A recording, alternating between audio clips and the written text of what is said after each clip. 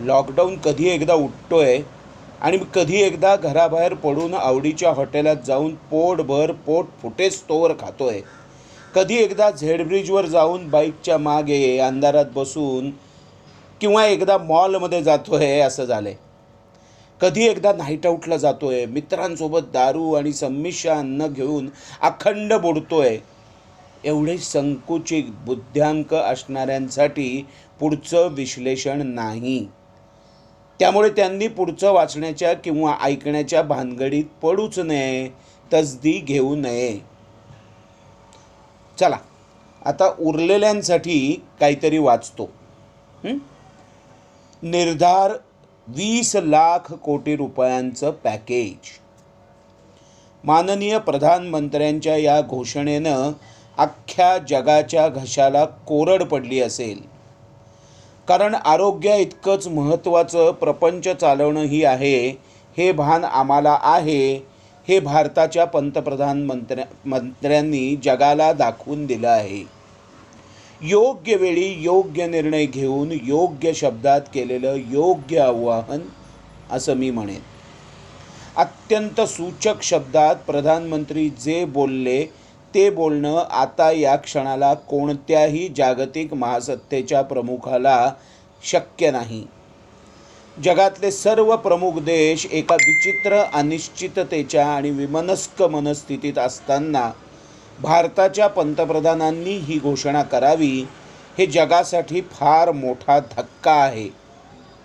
हे नुसते 20 लाख कोटी रुपये नाहीत, हे एक फार मोठं क्रांतिकारक आव्हान आहे. माननीय प्रधानमंत्र्यांनी आपल्याला दिलेलं आहे. आव्हान आहे स्वयंपूर्णतेचं.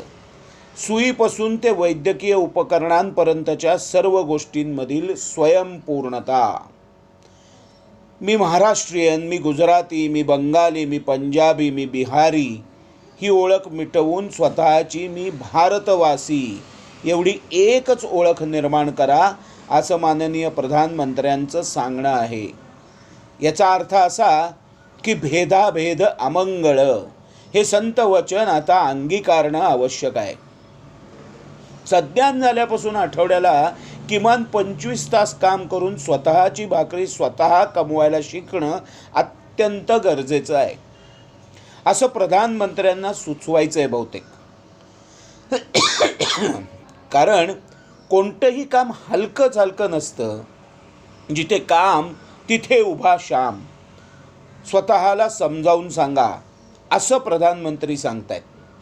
विद्यार्थ्यांपासून ते ज्येष्ठांपर्यंत सर्वांनाच आता आळस आणि निष्क्रियता झटकून उभं राहिलं पाहिजे, असं प्रधानमंत्र्यांचं सांगणं आहे. लोकसंख्येच्या स्थलांतराचा मोठ्या प्रमाणावर घडतंय. हे कोणत्या कारणामुळं? मुख्य कारण आहे ते रोजगार थांबल्याचं. आता हे रोजगार पुन्हा उपलब्ध करून देण्याच्या दृष्टिकोनातून उपाययोजना करायला हव्यात. ही अवाढव्य आर्थिक तरतूद त्याचकरिता आहे. रामसेतूच्या बांधणीच्या वेळी खारीनं सुद्धा तिचा वाटा दिलाच होता. आता सर्वांनीच कष्टरूपाने बुद्धिरूपाने वाटा द्यायला पाहिजे, असं प्रधानमंत्री सुचवत आहेत. व्यावहारिक पातळीवर कोरोनाचा लढा आता आणणं आवश्यक आहे. आत्तापर्यंत तो केवळ वैद्यकीय पातळीवरच होता. आता तो सर्वांचा मिळून एकत्र लढा बनला पाहिजे. हे काम माझं नाही, मी इतकं शिकून हे काम करू का, हे माझ्या इब्रतीला शोभणारं नाही वगैरे अशी जळमट काढून सज्ज व्हायला हवं. आपल्या देशातल्या प्रत्येक राज्यात नवे उमेद उद्योजक तयार झाले पाहिजेत आणि त्यांनी प्रत्येक क्षेत्रात भक्कमपणे पाय रोवले पाहिजे. मोबाईल फोन किंवा एकूणच प्रत्येक इलेक्ट्रॉनिक उपकरणांचा प्रत्येक भाग आपल्याच देशात तयार झाला पाहिजे, हे मोठं आव्हान आहे. लघुउद्योग, बचत गट त्यांना मोठं धाडस करावं लागेल. अपारंपरिक ऊर्जा स्रोतांचा वापर प्रचंड प्रमाणात वाढवावा लागेल.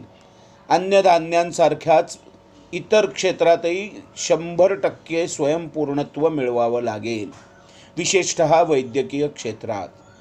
अर्थव्यवस्थेतील परावलंबी असणाऱ्या प्रमाण लक्षणरीत्या कमी करण्याचं मोठं आव्हान आहे. प्रत्यक्ष कामातून निवृत्त झालेल्यांचंही त्यांच्या ज्ञानाचा उपयोग आणि फायदा इतरांना करून देण्याचा आणि आणखीन काही काळ स्वतंत्रपणे काम करण्याचा, प्रदूषणाची पातळी कमी करण्याचं महत्त्व आहेच, पण प्रदूषण विकेंद्रीकरण करणंसुद्धा महत्त्वाचं आहे. लोकसंख्येचा विषम वितरणावर आणि विषम योजनांवर प्रचंड ताण पडतो, हे सगळं प्रधानमंत्री सुचवू पाहत आहेत. स्वदेशी उत्पादनांवर जोर देणं क्रमप्राप्त आहे. आयफोनपेक्षाही उच्च गुणवत्तेचा फोन आपल्या देशात अभियंत्यांनी बनवावा. ॲमेझॉनपेक्षा कैक पटीनं उत्कृष्ट कंपनी भारतीय तरुणांनी सुरू करावी. पेटंट्स मिळवण्याचा ध्यास भारतीय तरुणांनी घ्यावा. घरोघरीच्या सुगरणींनी पुढं यावं आणि पुरणपोळी जगभर विकावी. इथं येऊन शिकावं असं जगभरातल्या विद्यार्थ्यांना वाटलं पाहिजे. इतकी गुणवत्ता शिक्षक वृंदानं सिद्ध करावी. शिक्षणाच्या पद्धतीचं सुद्धा पेटंट मिळालं पाहिजे. भारतीय साहित्य कृतीचा अनुवाद जगभर झाला पाहिजे आणि भारताचा विसा मिळावा याकरता रांगा लागल्या पाहिजेत. तो सहजासहजी मिळत नाही असं वातावरण निर्माण झालं पाहिजे. चायनीज नूडल्स आणि चॉप्सी जर भारतातल्या लहान लहान गावातही मिळत असतील तर भाजणीचं थालपीठ आणि साटोऱ्या जगभरातील प्रत्येक देशात प्रत्येक शहरात जाऊन विकण्याची तयारी करायला हवी. संधी दारात उभी आहेच. आपली मानसिकता तयार हवी.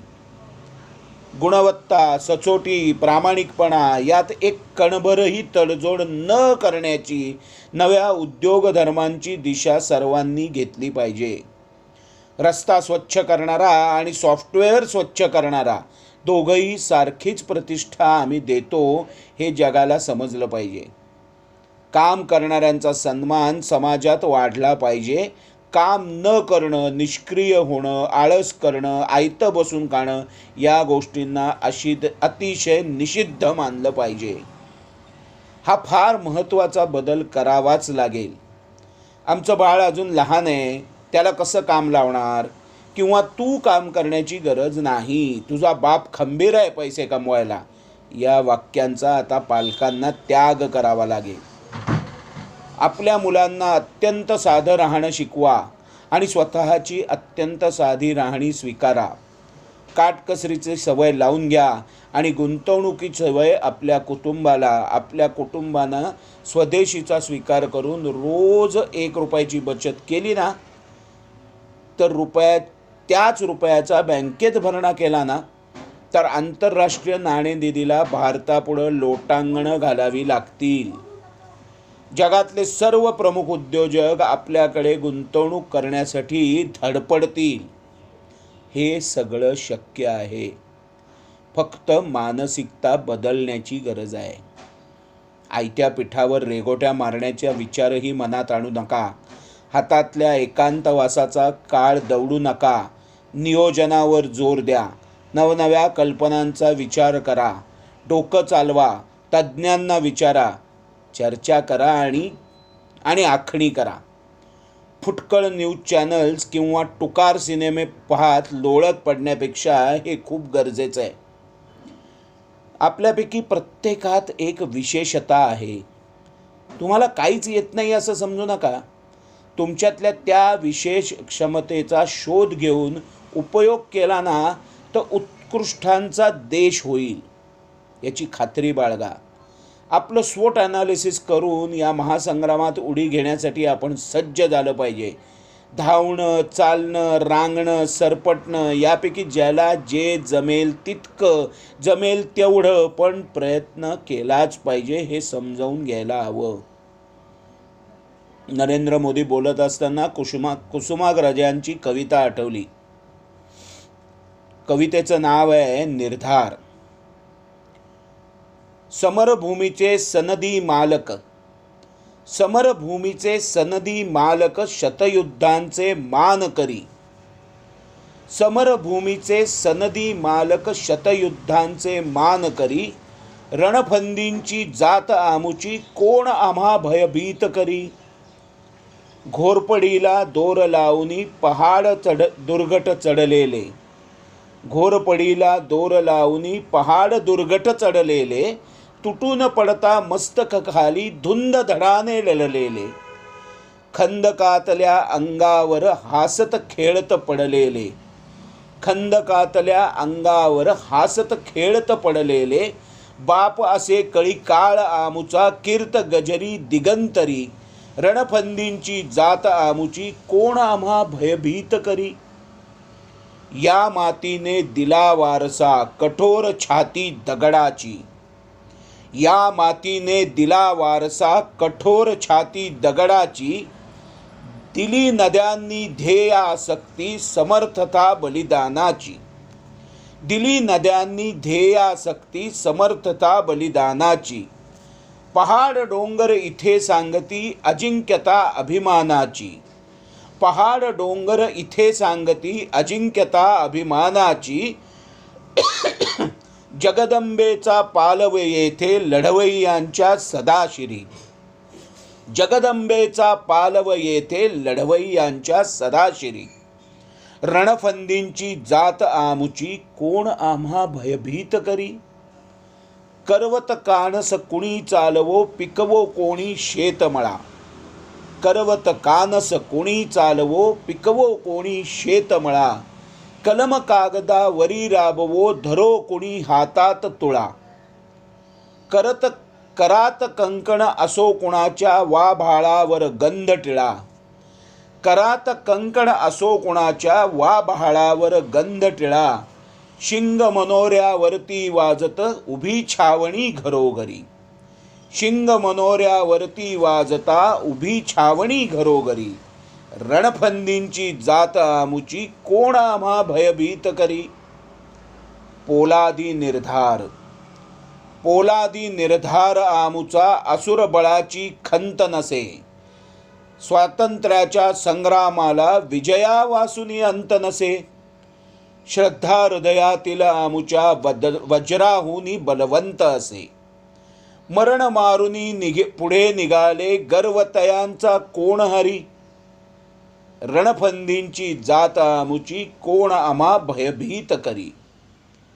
भरत मुनींच्या वत्सल पालक देव मुनींचा पर्वत तो, भरत मुनींचा वत्सल पालक देव मुनींचा पर्वत तो, रक्त दाबुनी उरात आम्हा आर्त स्वराने पुकारतो, हे सह्याचल हे सातपुडा शब्द अंतरा विदारतो, या रक्ताची या शब्दाची शपथ आमुच्या जळे उरी, रणफंदींची जात आमुची कोण आम्हा भयभीत करी.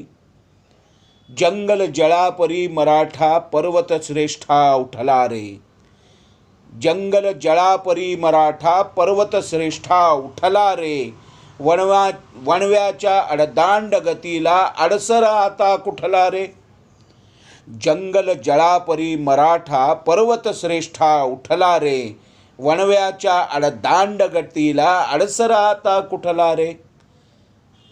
तळतळातून ठेचून काढू ह्या गनिमांचा घाला रे, तळतळातून ठेचून काढू या गनिमांचा घाला रे, स्वतंत्रतेचे निशाण भगवे अजिंक्य राखू धरेवरी, स्वतंत्रतेचे निशाण भगवे अजिंक्य राखू धरेवरी, रणफंदींची जात आमुची कोण आम्हा भयभीत करी.